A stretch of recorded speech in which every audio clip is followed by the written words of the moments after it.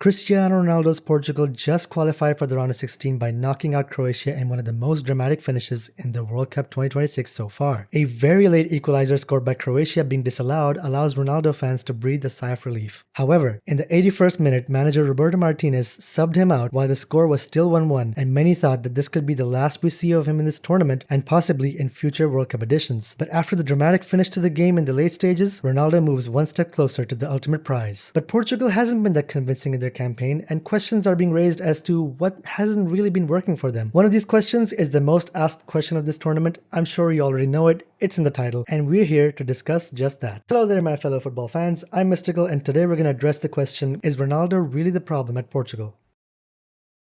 For the World Cup 2026, Portugal was placed in Group K along with Colombia, DR Congo, and Uzbekistan. While many believed that they will be able to secure wins comfortably in at least 2 of their 3 matchups, Portugal's start to the campaign was a shaky one, managing only a draw in their first game versus DR Congo, who were making only their second ever appearance at the World Cup since their debut in 1974. João Neves headed in an early goal for Portugal in minute 6 thanks to a cross in the box by Pedro Neto, but just before the halftime whistle, Arthur Masuaku of DR Congo provided a similar cross but from the right hand side for Yohan Wissa to score a header. The scoreline remained unchanged in the second half, with the final score being 1-1. Their only comfortable win of the tournament was their second game versus Uzbekistan, whom they beat by a wide margin. A low-driven cross into the box by Cancelo found Ronaldo, who gave the Portuguese a 1-0 lead in the 6th minute. Their second goal came in the 17th minute as a result of a direct free kick taken by Nuno Mendes. 22 minutes later, Bruno Fernandes threaded a pass through the Uzbek defenders to find Ronaldo, who got his second goal of the match by stroking it past the keeper into the far post. In minute 60, the Uzbekistan keeper accidentally backhanded the ball over the line into his own net to make it 4-0 for Portugal, and Rafael Leao blasted it into the top left-hand corner in the 87th minute to cap off a dominant 5-0 victory. Up next for the Portuguese were Colombia, sitting at the top of Group K after wins against Uzbekistan and DR Congo, and they looked to make it 3 for 3. It was an exciting affair with both teams getting shots on target only to be saved by the opposing keepers, and after a tough 90 minutes, it ended goalless, which meant that Colombia and Portugal were confirmed to reach the knockouts, being first and second in Group K respectively. Portugal's round of 32 opponents were Croatia, and the game was full of twists and surprises. The first goal came in the 53rd minute when a ball landed at Perisic's feet, who then thumped it in to give Croatia the lead. But that lead didn't last long, because Renato Vega was fouled in the box that led to Cristiano Ronaldo taking the penalty, which he then cleanly dispatched straight through the middle to level the score again in the 68th minute. The match went on until the 4th minute of added time when out of nowhere, Rafael Leao's early cross found Goncalo Ramos, who headed past Livakovic to make it 2-1 to Portugal. But there was another twist deep into extra time when Gvardiol scored the equalizer, but a very minuscule touch off Matanovic's hair deemed the goal to be offside, meaning that Portugal won the game 2-1 and qualified for the round of 16. Portugal have done it. They have booked their spot, but something doesn't feel right about the team. So today I wanted to go beyond the scoreline and look at what the data has to say about this Portugal side and whether Ronaldo's presence is helping or hurting their chances of going far in this tournament.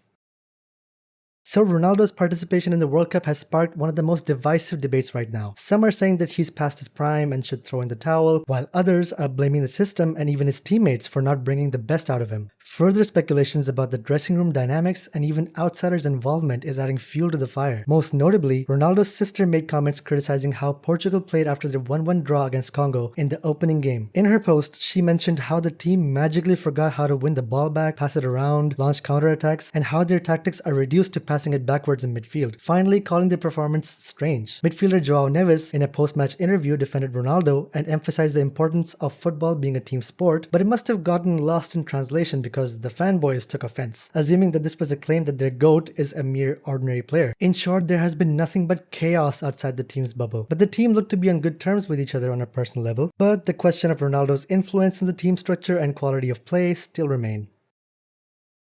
For our analysis, we'll be looking at stats per 90. Basically what that means is we'll see what each player's numbers would look like over a full 90-minute game. That way, if we make comparisons, we'll be doing it fairly. So far, Ronaldo has scored 3 goals in the 4 games he's played in this World Cup. And with an XG efficiency of 1.2, that means he's converting his chances well when they arrive. If we look at the offers in behind, basically how often a player makes a deliberate run or movement behind the opposition's defensive line to receive a ball, Ronaldo leads the Portuguese squad with almost 20 offers in behind per 90, meaning he's been the most active in making those runs and signaling for the ball in behind the defense. His total expected goals of 2.5 or 0.58 per 90 tells us that he's getting into decent positions regularly and receiving serviceable chances. So to an extent, the service argument doesn't fully hold up. The opportunities are there and he's converting them above expectation. In contrast to this, as a forward, His defensive work and limited explosiveness seem to be putting Portugal at a disadvantage. Defensive pressures, or the act of closing down passing lanes or making a movement towards the opposing player with the ball, is just under 14. His high-speed runs, which are measured as high-intensity runs over a predetermined speed threshold, is around 60. And to add to that, if you look at forced turnovers, how often a player directly causes an opponent to lose a ball, Ronaldo forces just 1.4 turnovers every 90 minutes.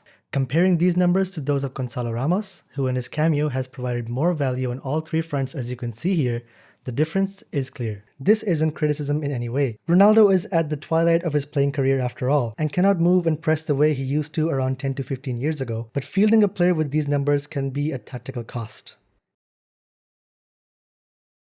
Now I know that comparing a player who has only made 2 out of a possible 4 appearances as a late game sub with a player who's played all those 4 games in almost their entirety can skew things as the sample size is too small, but even with this caveat, certain points cannot be ignored. Goncalo Ramos has been effective for Roberto Martinez's side, scoring a goal when coming on as a substitute in a critical match for Portugal against Croatia. It came from one of Ramos's 2 headed attempts this tournament, whereas Ronaldo, who is well known for his headers and hang time, has had none, which is surprising to me. Apart from being an aerial threat, the data reveals something interesting when comparing the 2 strikers. Ronaldo is actually making more runs in behind per 90, just under 20 compared to Ramos's 12.41, so the effort and movement is clearly there from the captain. But here's what's telling. Despite making significantly more runs in behind, Ronaldo's receptions in behind per 90 is just 1.4, almost identical to Ramos's 1.55. Portugal aren't simply finding him on those runs despite him constantly demanding the ball in behind the defense. Ramos, on the other hand, receives the ball more frequently between the midfield and defensive line, just over 15 per 90 compared to Ronaldo's 12.63, and holds it better under pressure too. But with only 58 minutes of tournament football under his belt,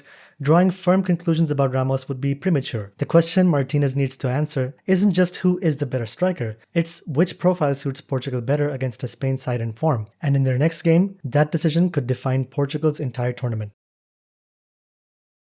Many people agree that Bruno Fernandes is underperforming in this World Cup. Bruno Fernandes finished the Premier League season on a high, scoring 9 goals and becoming the top assist provider for Manchester United in Premier League history with 21 assists. But so far in the World Cup, he's only managed 1 assist, the one against Uzbekistan that was dispatched by Ronaldo. How is the most creative player in England struggling to produce anything here? This isn't exactly the Bruno people expected to see for Portugal in this tournament. While his through passes and accuracy have been satisfactory, it's his crosses that are falling flat. His crossing accuracy has been poor to say the least. While he is the joint top in his team with defender Nuno Mendes for attempted crosses, 17% accuracy is far too low compared to Mendes' 33%, meaning only 3 of Bruno's 18 crosses were successful. However, he has been successful in defensive line breaking with a success rate of 71%. He also ranks amongst the highest in his team for player involvements per 90, meaning he's touching the ball and actively taking part in Portugal's play nearly 128 times every 90 minutes. He's everywhere on that pitch, but none of that involvement is translating into the kind of goal contributions you expect from the Premier League's most creative player this season. Not all of his contributions, crosses, and through passes are meant for Ronaldo specifically, but we can see that collectively Portugal is struggling.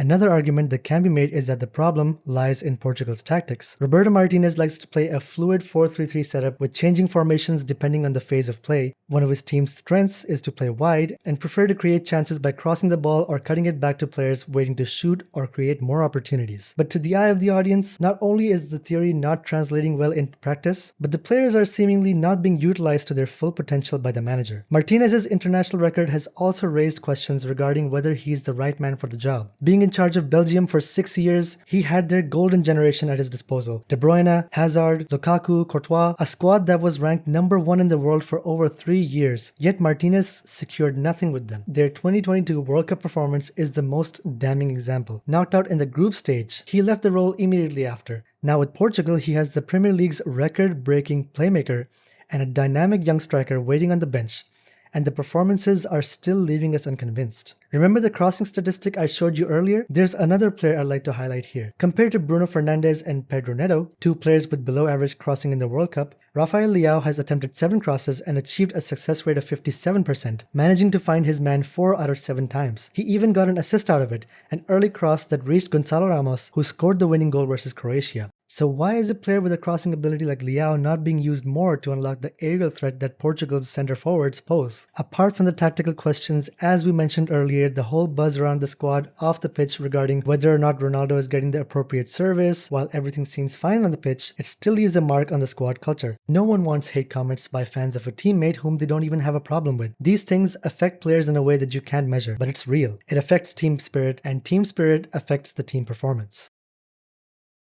Portugal face off against neighbors Spain, who are coming into the round of 16 by beating Austria in a convincing 3-0 win. With clean sheets in all of their matches, this matchup will be the true test for Roberto Martinez and his men. So before Monday's match, let's take stock of what the data has actually shown us today. Is it a Ronaldo problem?